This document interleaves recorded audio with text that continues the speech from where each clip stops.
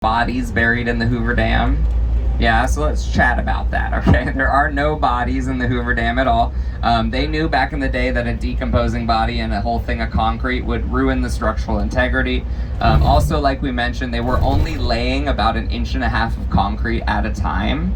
So if someone was being buried in there, that would be like a deliberate, over like a 10-day process to bury them. Because 1.5 inches of concrete is not covering anybody up. You'd have hands sticking out, a head, like all that. So there's no way they were burying people here. Some people think we like Great Wall of China to them, that if someone died building the dam, we're like, all right, throw them in, less concrete for us. Like, no, we didn't do that. If someone fell down into the concrete, honestly, they picked them back up, patted them, and were like, go back to work. That was pretty much how it was.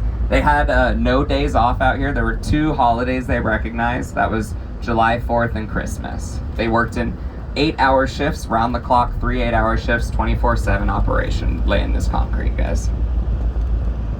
Now these intake towers, this is kind of where the worry is for our water level. The next concern is when the intake towers are unable to pump in the water, or to intake them.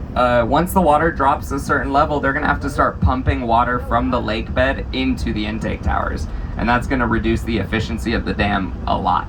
Currently, the dam is producing 25% less energy than it should be.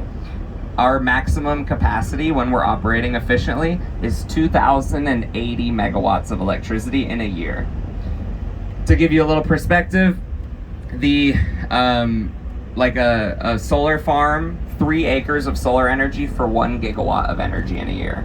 2,080 in a year here. Now, the Nevada spillways over there, when you guys come out here, you can turn right and go straight on through.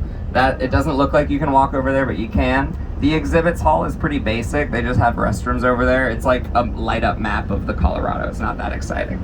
So look at the hidden figure, guys. That's artist Oscar Hansen. He developed that. He was big into the stars, so you'll see like he's got constellations and stuff. All the 7 states the Colorado flows through is on the floor there. Now, I want to point out on the right-hand side, just past those palm trees, there's a plaque and a little thing on the wall. Do y'all see what we're talking about? Just to the right of there, there's a plaque. It's the only plaque on the wall. So, back in the day, they had a dog out here, y'all. It's called, they call him the dog who owned the dam. He was a real cute little fella. Everyone loved this pup, y'all. He was born under one of the bunkhouses of the workers, and he would ride the buses to work with them. And he would come out here. The workers started feeding this puppy, and they started feeding him. He started getting real sick because they were just giving him junk food. So the